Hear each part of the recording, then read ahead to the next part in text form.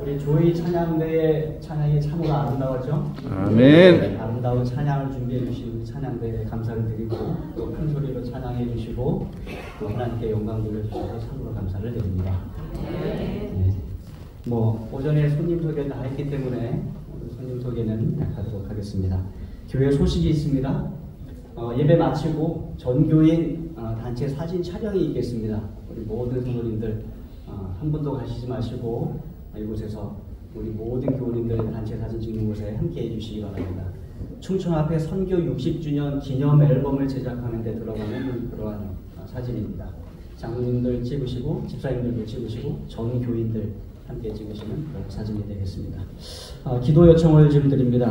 우리 윤주한 집사님, 이복희 집사님 그 동사고에서 이제 회복하셔서 오셨는데 더 빨리 회복하실 수 있도록 기도해 주시기 바랍니다. 그 다음에 우리 세 가정인 정형태, 임수현 우리 가정이 이제 출산이 오늘 내일 합니다. 그래도 오늘 예정인데 우리 교회에 참석할 수 있어서 하나님께 감사를 드립니다. 우리 크게 좀 기도의 박수를 좀 쳐주시기 바랍니다. 건강하게 출산하고 건강한 모습으로 저희가 다시 뵙게 되기를 간절히 바랍니다. 이재복 집사님이 안면에 그 수술을 좀 하고 계십니다. 여러 번에 걸쳐서 지금 계속 하고 계세요. 여러분들 수술이 잘 되실 수 있도록 그래서 하나님께서 원래 창조하셨던 그런 아름다운 모습으로 복원되시고 또 저희가 함께 좋은 모습으로 뵐 수 있도록 기도해 주시기 바랍니다. 우리 건축표와 함께 외치겠습니다. 제가 파란색 글씨를 여러분 검은색 글씨를 외쳐주십시오.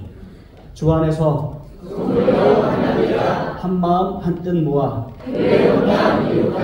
다시 한번 하겠습니다. 주 안에서 한 마음 한 뜻 모아 아멘. 네, 지난주 우리 교회 건축 헌금은 총 3분이 드려주셨고요. 72만 원의 헌금이 하나님께 드렸습니다. 계속해서 드려지는 헌금에 하나님께서 축복하시고 또 헌금들을 통하여 우리 교회 헌당이 조속히 이루어지게 되기를 간절히 바랍니다. 고린도전서 15장 3절로 8절에 있는 말씀 교독하도록 하겠습니다. 고린도전서 15장 3절로 8절입니다. 제가 호수절, 여러분들 짝수절 읽어주십시오. 내가 받은 것을 먼저 너희에게 전하였노니 이는 성경대로 그리스도께서 우리 죄를 위하여 죽으시고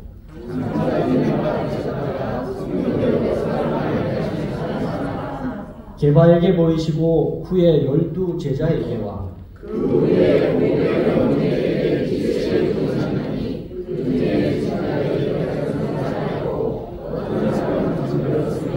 그 후에 야고보에게 보이셨으며 그 후에 모든 사도에게와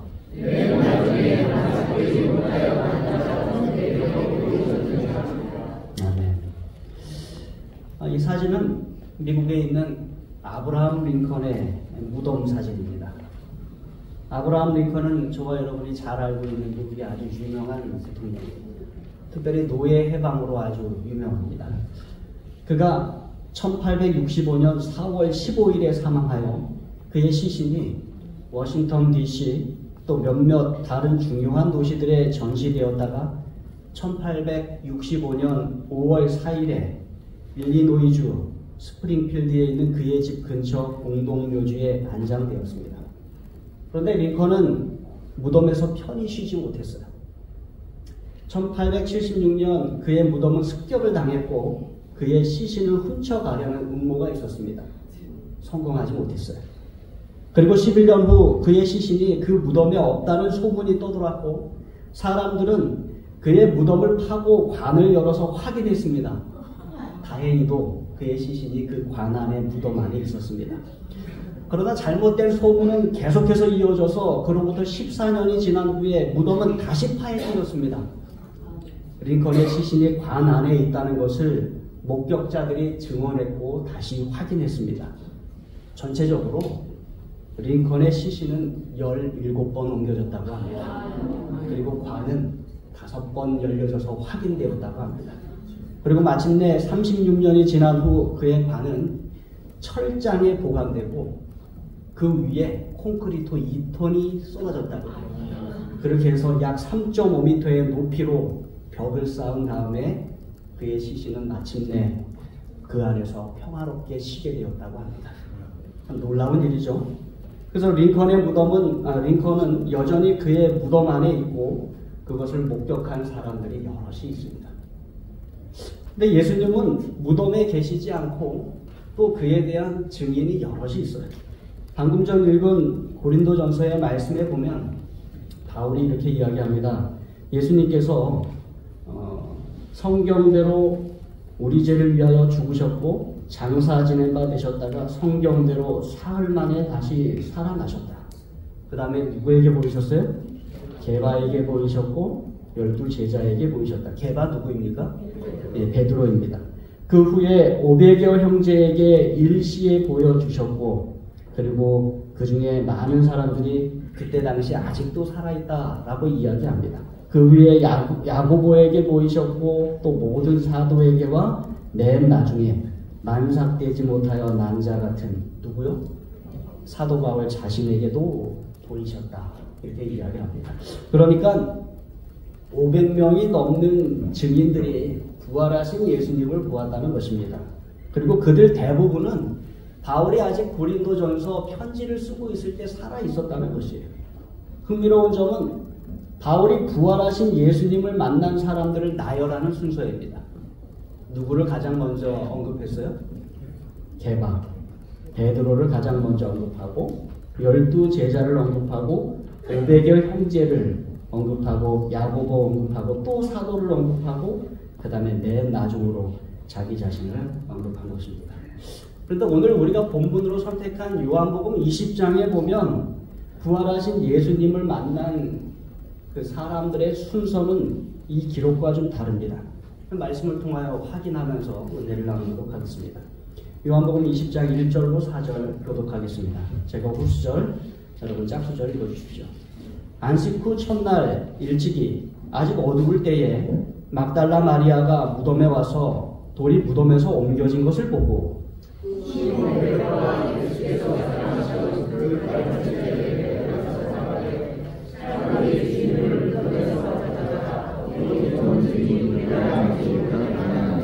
베드로와 그 다른 제자가 나가서 무덤으로 갈새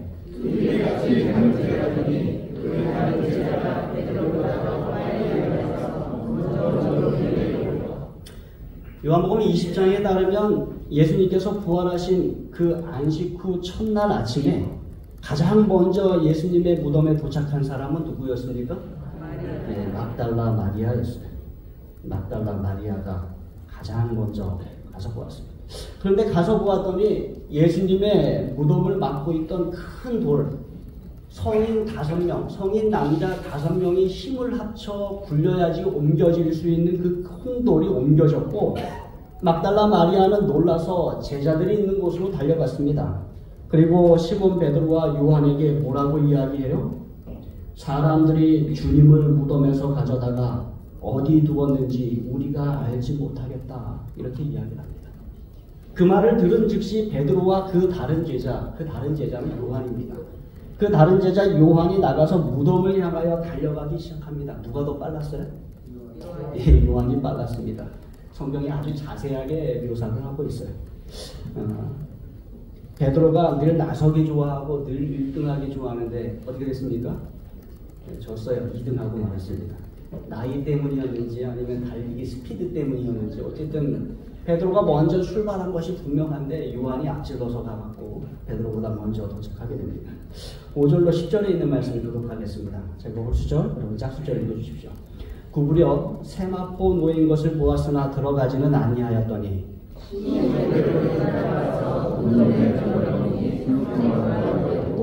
또 머리를 쌌던 수고는 세마포와 함께 놓이지 않고 딴 곳에 쌌던 대로 놓여 있더라.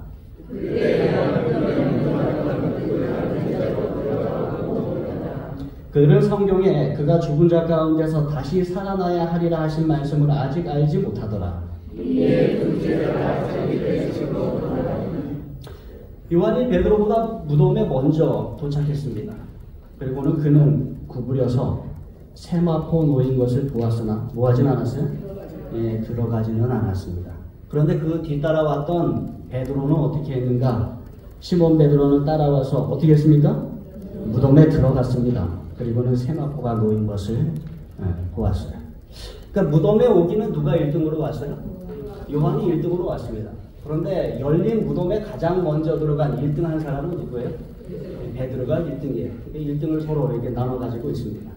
그들이 예수님의 무덤에 들어가 보고 확인한 것은 이 마리아의 염려처럼 누군가 예수님의 시신을 도둑질해 간 것은 아니었다는 것을 확인하게 됩니다.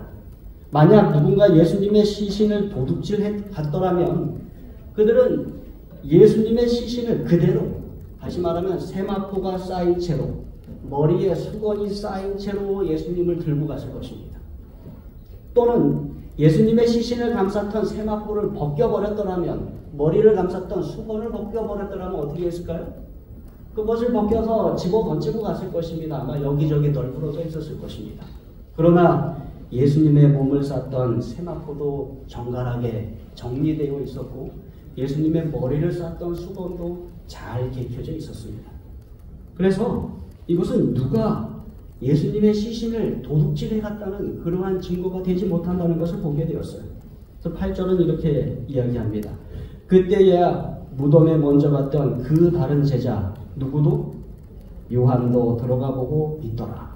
이 모습을 보면서 요한이 다시 등장하게 됩니다. 그런데 여기 나오는 말씀이 참 재밌어요. 들어가 보고 뭐 하더라? 믿더라. 믿는데 또 누가 1등이 되었어요? 요한이 1등이 되었어요. 예수님이 부활하셨구나 라고 믿는 그것에 또 요한이 1등을 하게 된 것입니다. 정리를 해보면 부활의 그 아침에 예수님의 무덤에 1등으로 왔던 사람은 누구입니까? 막달라 마리아. 막달라 마리아가 왔다가 다시 내려간 것입니다. 복음서에 보면 마리아가 내려가는 사이에 다른 여인들이 예수님의 무덤에 또 왔습니다. 근데 그날 아침 예수님의 무덤까지 달리기가 있었어요. 세 사람이 달렸습니다. 베드로가 달리고 요한이 달리고 막달라 마리아가 달렸습니다. 누가 1등 했어요? 가장 젊었던 요한이 1등을 하고 베드로가 2등을 하고 막달라 마리아는 아마 한참 뒤에 왔을 것입니다.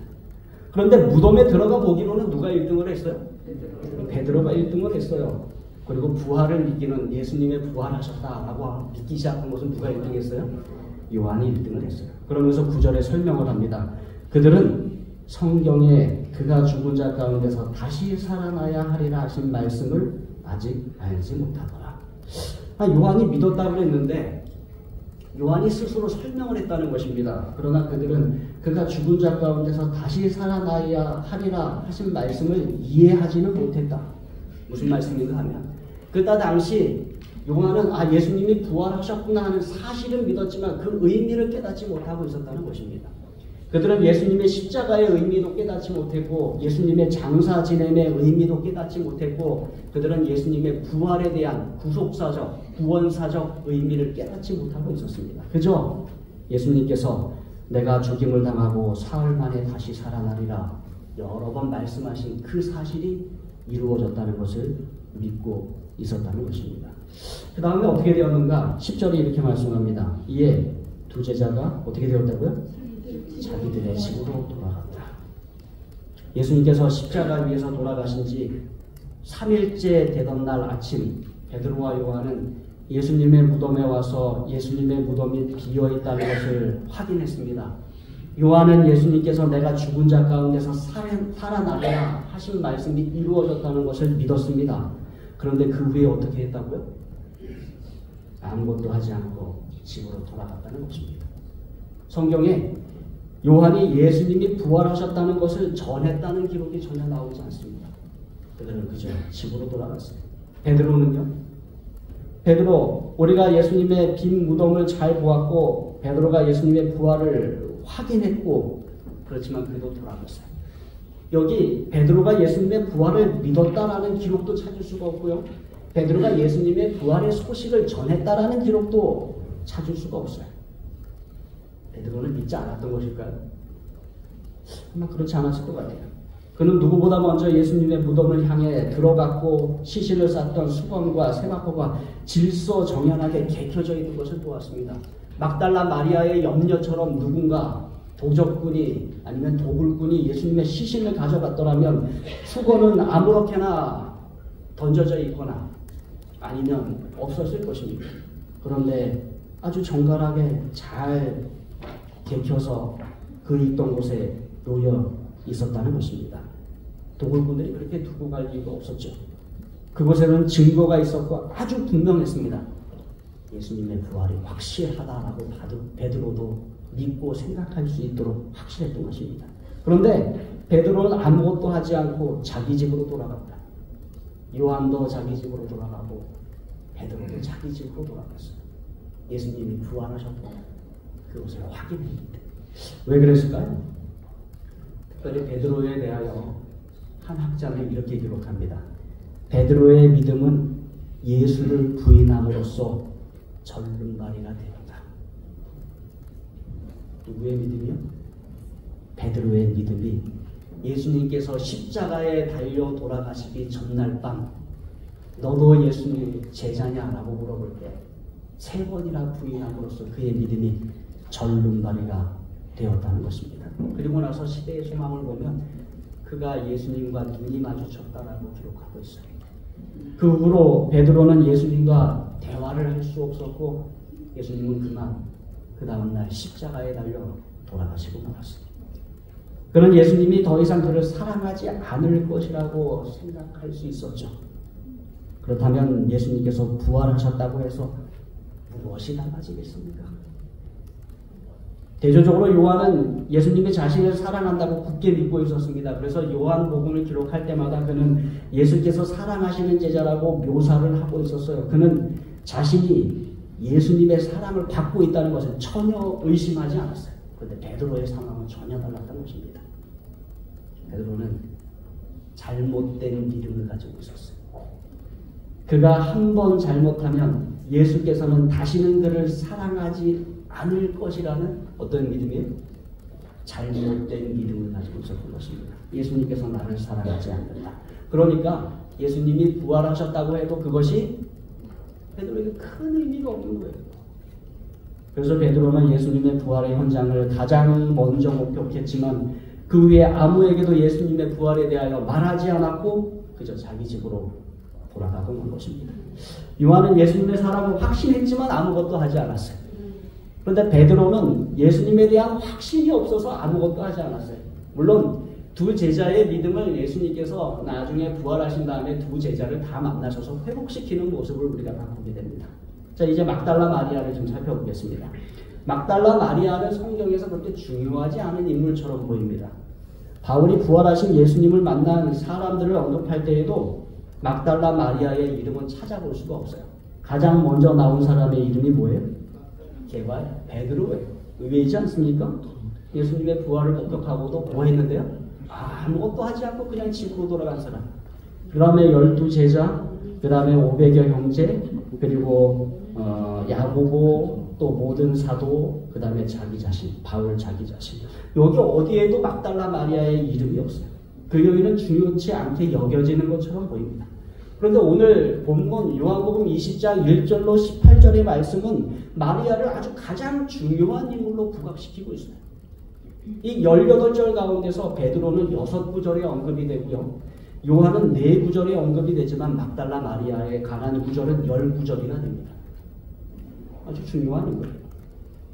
예수님의 부활에 관한 대부분의 복음서의 기록을 보면 막달라 마리아가 다 포함이 되어 있어요. 모든 복음서에 그녀가 나타납니다. 사실 마태, 마가, 누가는 그날 아침에 다른 여인들도 무덤에 있었다라고 말하지만 모든 복음서가 막달라 마리아를 가장 먼저 언급을 합니다. 그리고 예수님께서 십자가에 못 박히실 때에도 여인들이 있었는데 그 가운데 누가 있었어요? 막달라 마리아가 항상 그 자리에 있었어요. 그럼 막달라 마리아는 누구입니까? 그녀와 예수님 사이에는 어떠한 일이 있었습니까? 마리아는 예수님을 통해서 구원을 받았어요. 마리아는 예수님을 통해 7 귀신에게서 구원을 받았어요. 덫에 빠져 간음을 하다 붙잡혀서 심판을 받아야 했을 때 예수님을 통해서 용서를 받고 구원을 받았어요. 그 후로 마리아는 예수님의 사역을 도왔어요. 그러다가 예수님께서 병들어 죽은 마리아의 오라비 나사로를 살려주셨고 마리아는 예수님께 여러 가지로 감사하여 예수님께서 이제 곧 죽임을 당하셔야 한다라는 말씀을 하실 때 값비싼 상유옥합 일반 사람이 1년치 공급을 모아야 살 수 있는 향유 옥합을 가지고 와서 깨뜨려 예수님의 머리와 발에 붓고 그 자신의 머릿결로 예수님을 닦았던 여인입니다. 마리아는 예수님께서 십자가에 달려 돌아가실 때 십자가 가장 가까이에 있었으며, 마리아는 예수님께서 부활하신 그날 아침 가장 먼저 예수님의 무덤으로 달려간 여인이었습니다. 이제 요한복음에 이어지는 말씀을 좀 읽어보도록 하겠습니다. 요한복음 20장 11절로 18절의 말씀 교독하겠습니다. 제가 홀수저, 여러분 짝수저 읽어주십시오. 마리아는 무덤 밖에 서서 울고 있더니 울면서 구부려 무덤 안을 들여다보니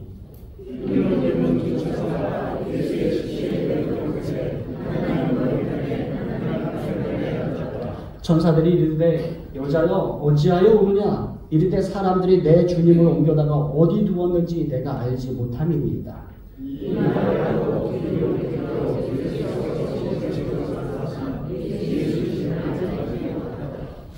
예수께서 이르시되 여자여 어찌하여 울며 누구를 찾느냐 하시니, 마리아가 그가 동산지기인 줄 알고 이르되 주여 당신이 옮겼거든 어디 두었는지 내게 이르소서, 그리하면 내가 가져가리이다.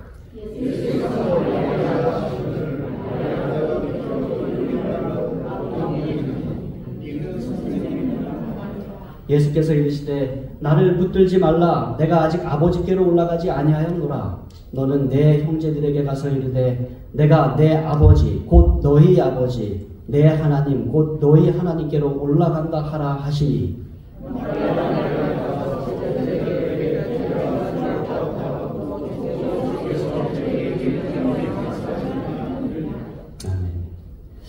예수님의 빈 무덤을 확인한 베드로와 요한은 다 자기 집으로 돌아갔습니다. 그러나 마리아는 그들과 함께 내려갈 수 없었어요. 그녀는 예수를 잃어버렸다는 슬픔 가운데 감정이 고조되었고 그녀의 얼굴은 눈물로 범벅이 되었어요. 슬픔 가운데서 몸을 구부려 무덤 안을 들여다봅니다. 그랬더니 누가 있어요? 흰옷 입은 두 천사가 예수의 시체 비었던 곳에 하나는 머리편에 하나는 발편에 앉아 있습니다. 그러면서 천사가 물어봅니다. 여자여 어찌하여 우느냐? 마리아가 대답합니다. 사람들이 내 주님을 옮겨다가 어디 두었는지 내가 알지 못합니다. 마리아의 온 마음이 어디에 쏠려 있는 거예요? 예수님한테 쏠려 있는 것입니다. 그런 마리아를 부활하신 예수님께서 다른 사람들보다 가장 먼저 만나줄 수밖에 없었어요. 왜 그래요? 마리아가 그렇게 소망하고 있었기 때문에. 부활하신 예수님을 만나는 데는 누가 1등이었어요? 그래서 마리아가 1등입니다. 이 말을 하고 뒤로 돌이켜 예수께서 서신 것을 보았으나 예수인 줄을 알지 못하더라. 예수님께서 나타나셨어요. 마리아가 소원하니까 나타나셨어요. 바로 앞에 나타나셨는데 마리아 얼굴이 눈물로 범벅이 되었어요. 그래서 예수님인 것을 알아보지 못하고 예수님께 말씀합니다. 예수님께서 말씀하십니다. 여자여 어찌하여 울며 누구를 찾느냐? 앞에 섰는데 눈물로 범벅이 돼서 못 알아보시니까 예수님께서 뭐 하시는 거예요?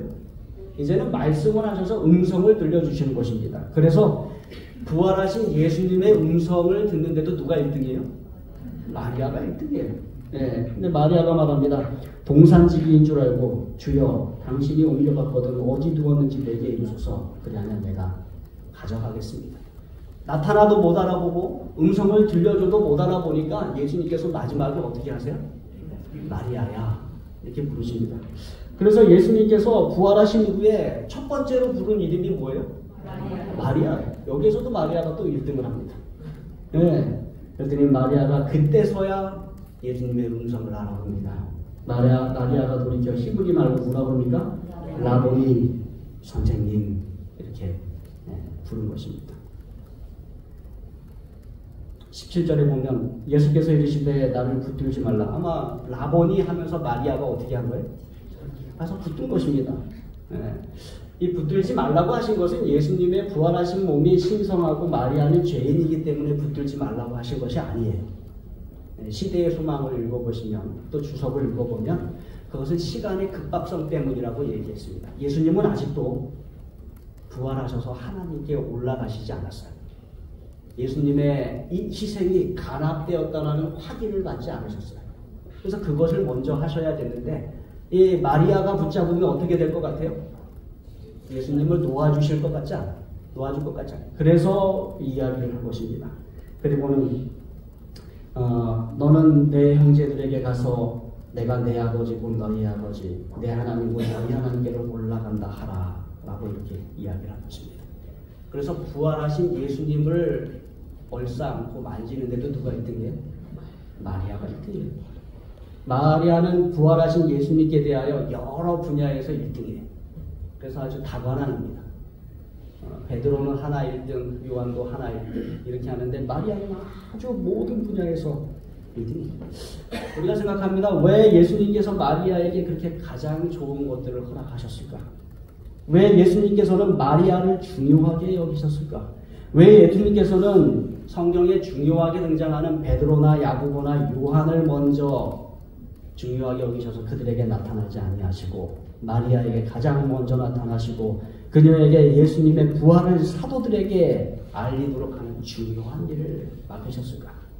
그것은 그녀가 예수님께 가장 중요한 사람이 되었기 때문에 그렇습니다. 한 가지 비밀입니다. 함께 읽습니다. 시작. 하나님께 가장 중요한 사람은 하나님께서 신뢰하시는 사람입니다. 하나님께 가장 중요한 사람은 유명하거나 유력하거나 인맥이 좋거나 부유한 사람이 아니에요. 하나님께 가장 중요한 사람은 하나님께서 신뢰할 수 있는 사람이에요. 또 있습니다. 시작. 하나님께 가장 중요한 사람은 하나님의 일을 수행할 사람입니다. 하나님의 일을 수행할 열정과 사랑과 그를 위한 열망을 가지고 있는 사람이 하나님께 중요합니다. 물론 하나님께서 이 세상의 모든 사람을 다 사랑하시고 다 구원하길 원하십니다. 그러나 하나님께 중요한 사람은 하나님의 일을 수행할 사람이에요. 여러분 마리아의 모습을 좀 한번 보십시오. 마리아는 요한과 베드로가 집으로 돌아가는 후에 홀로 남아 있었어요. 그녀는 계속해서 예수님을 찾았습니다. 사람들이 내 주님을 옮겨다가 어디 두었는지 내가 알지 못하겠습니다. 나는 집에 갈 수가 없어요. 주여 당신이 옮겼거든 어디 두었는지 내게 이루소서 그리하면 내가 가져가리이다. 마리아는 예수님을 향한 끊임없는 용기와 열정을 보여주었으며 그녀는 예수님을 찾기 전에는 절대로 내려갈 수 없다라는 마음을 가지고 있었어요. 그때 남자들은 다 숨어 있었습니다. 마가의 다락방에 창문 닫고 문을 잠그고 그 안에 숨어 있었어요. 근데 마리아 아니었습니다. 그녀는 십자가 아래 굳게 서 있었으며 가장 먼저 무덤에 달려왔으며 잃어버린 예수를 찾기 전에는 절대로 그 산에서 내려갈 수 없다고 생각을 하고 있었어요. 그녀는 자신이 할 수 있는지 없는지도 따져보지 않고 잃어버린 예수의 시신을 찾으면 옮겨갈 생각으로 가득 차 있었어요. 그래서 뭐라 그래요? 내가 가져가리이다. 여러분 여인 혼자서 어떻게 성인 남성의 시신을 옮겨갈 수 있겠습니까? 마리아는 그 생각 하나로 가득 차 있었던 것이에요. 시대의 소망이 있는 말씀입니다. 그리스도의 음성으로 비게 만든 한 무덤이 있었는데 곧 나사로의 무덤이다. 그녀가 그곳에 주님을 장사할 곳을 마련할 수 있지는 않을까? 그녀는 십자가에 못 박히신 그리스도의 귀중한 시체를 보살피는 일이 슬픔에 쌓인 그녀에게 큰 위로가 되리라고 생각했다. 마리아는 아주 구체적으로 그렇습니다. 그녀는 그 어느 누구에게서라도 예수님의 시신을 되찾아갈 용기가 있었어요. 누가 훔쳐갔는지 어떻게 알겠습니까? 얼마나 힘이 센지 얼마나 극악무도한 사람이 훔쳐갔는지 어떻게 알겠어요? 그런데 마리아는 내가 가져가겠다라고 이야기를 하는 것입니다. 오히려 우리는 이쯤 되면 마리아 걱정을 해야 할 것이 아니라 누구 걱정해야 돼요? 혹시나 예수님의 시신을 훔쳐갔던 그 사람을 걱정해야 될 판입니다. 마리아가 그렇게 열정이 있었어요. 그리고 하나님께서는 그러한 그녀의 용기와 열정과 사랑을 높이 사신 것입니다. 따라서 부활하신 예수님께서 그녀에게 가장 먼저 나타나실 수밖에 없었고 그녀에게 가장 큰 사명, 예수께서 부활하셨다는 것을 알리는 가장 큰 사명을 맡길 수밖에 없는 것입니다. 내가 가져가리이다. 그녀의 믿음 우리가 오늘 함께 되기를 간절히 바랍니다. 여러 하나님의 일을 할 때 우리가 그녀의 믿음을 담게 되길 바랍니다. 내가 가져가리이다. 믿었지만 아무 일도 하지 않고 집으로 돌아간 요한이라 분명히 확인했지만 믿었는지 어쨌는지 모르겠고 어떻게 해야 할지 모르는 마음을 가지고 집으로 돌아간 베드로처럼 되지 말고 그날의 마리아처럼 되십시다. 내가 가져가겠습니다. 특별히 우리 앞에 놓인 가장 큰 일, 우리 교회 헌당에 대해서도 우리가 마리아의 태도와 믿음과 용기와 열정을 가지게 되기를 간절히 바랍니다. 하나님의 일에 1등이 되십시다. 하나님, 내가 가져가겠습니다. 하나님, 내가 그 일을 하겠습니다. 주님께서 우리를 가장 소중한 사람으로 신뢰하실 것이며 주님께서 우리에게 가장 중요한 일을 계속해서 맡기실 것이며 주님께서 가장 좋은 일로 저와 여러분을 가장 먼저 허락하실 것입니다. 내가 가져가리이다. 하나님의 축복이 저와 여러분에게 함께하기를 바라면서 말씀을 마치겠습니다.